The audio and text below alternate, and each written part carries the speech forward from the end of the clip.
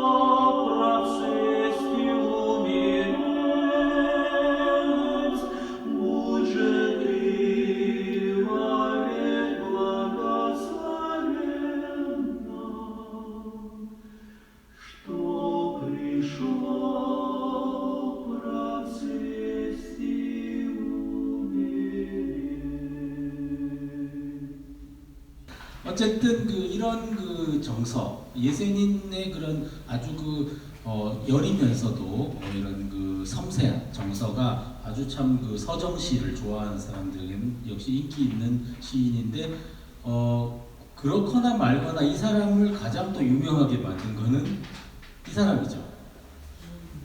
무려 나이 차이가 18살이나 남에도 불구하고 1922년에 만나가지고 1년 동안 불꽃 같은 사랑을 하고는 1년 만에 이혼을 했습니다. 그리고는 예세닌 보시면 23년까지 1년간 부부를 하고 여기 보시면 1925년에 죽은 거로 되어 있죠. 불과 30살의 나이로 이렇게 세상을 떠났습니다만 이 사람이 그 세상을 떠날 때도 아주 과정도 좀 어떻게 보면 낭만적이고 어떻게 보면 참 슬픈 얘기인데 이혼을 하고 두 사람이 사실 서로 말도 잘 안 통하는 사람입니다. 이 덩컨은 당연히 러시아를 못하고 예세닌도 영어를 잘 못하는 사람이었습니다. 그러니까 둘이 뭐 그냥 느낌만으로 이렇게 만나가지고 살았던 건데 그게 뭐 느낌이 오래 가나요? 그래서 1년 만에 결국 이혼을 했는데 이혼을 할 때 좀 안 좋았습니다. 서로 감정도 안 좋고 안 좋았는데 예세닌은 그 이후로 계속 정신병이 도져가지고 결국은 신혼여행 갔던 호텔방에서 목매달아 자살을 하고 말았죠. 그래서 참 그 자기의 어떤 예술 세계와는 또 뜻하지 않게 이사도라 덩컨 남편이라는 것 때문에 유명해지긴 했습니다만 어쨌든 많은 아름다운 시를 남긴 예세닌의 음악 세계. 어쨌든 이런 식으로 정말 아까 보셨다시피 수많은 시인들, 푸시킨이나 톨스토이 같은 유명한 사람들 말고도 레르만토프라든지 예세닌 같은 이런 아주 러시아 문학사의 중요한 그리고 또 문학을 좋아하는 사람들은 당연히 위대한 시인으로서 그 시들을 읽는 이런 사람들의 예술성 높은 시들 어떻게 가만히 생각해 보면 문학가들의 엄청난 시들인데 다 읽어보면 내용은 다 똑같습니다. 이 인생은 곧 끝날 거고 나는 죽음을 두려워하지 않으리 그리고 실현당해가지고 사랑이 떠나갔지만 결국은 죽을 거 아닌가 이런 전부 그런 얘기밖에 없기 때문에 비슷비슷하긴 하지만 어쨌든 이 워낙에 문학성 높은 아름다운 시들이 이렇게 계속 로망스 안에 담겨 있다는 거는 이 로망스의 노래 자체의 어떤 격조를 더욱더 이렇게 많이 상승시켜 준다라고 볼 수가 있겠습니다.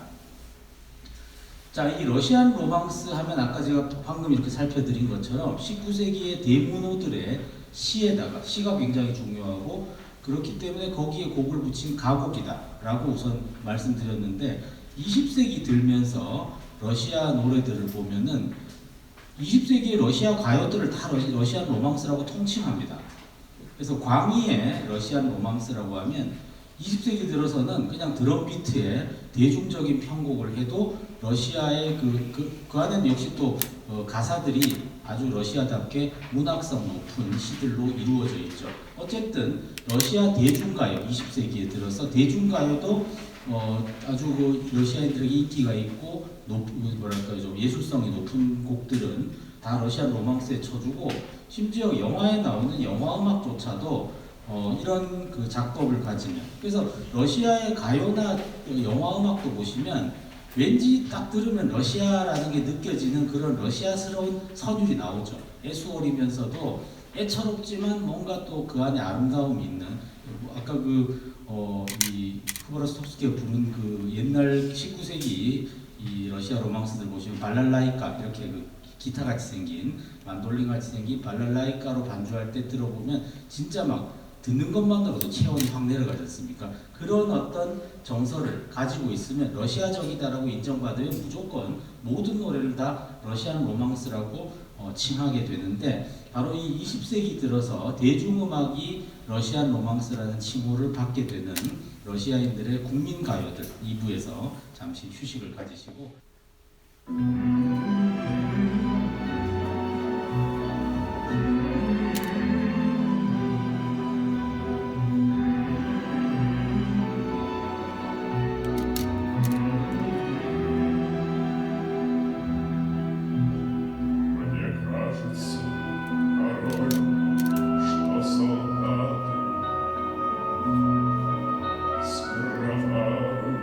Не пришедшие аллеи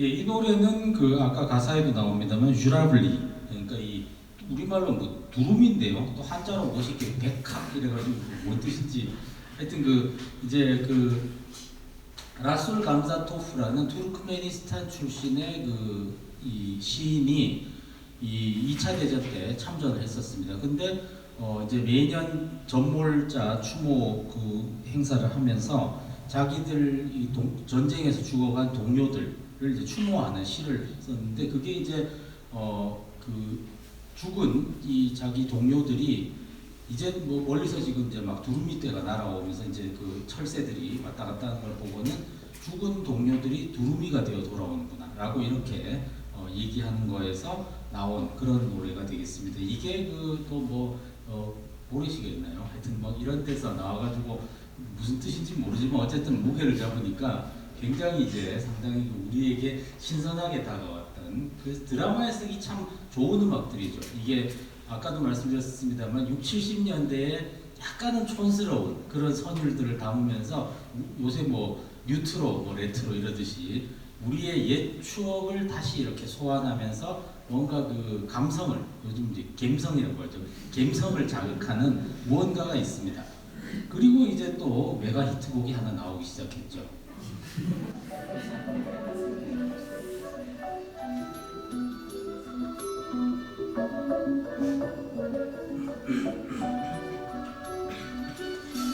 먼 옛날 어느 별에서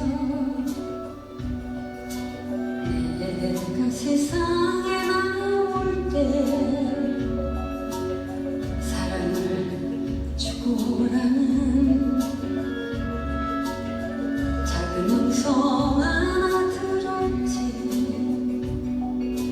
미워하는 맘없이 아낌없이 사랑 주기만 하네. 백마송이 꽃은 피고 그리고 아름다운 해변 아래로 갈 수 있다네. 미래원 알코스 Из окна видишь ты. Кто влюблен всерьез. Свою жизнь для тебя преврати в цветы. Встреча была коротка. Прочь ее поезд увез. Но в ее жизни была песня безумная роз. Миллион алых роз. Из окна видишь ты. Кто влюблен и всерьез. Свою жизнь для тебя преврати в цветы. Миллион алых роз. Из окна видишь ты. Кто влюблен и всерьез.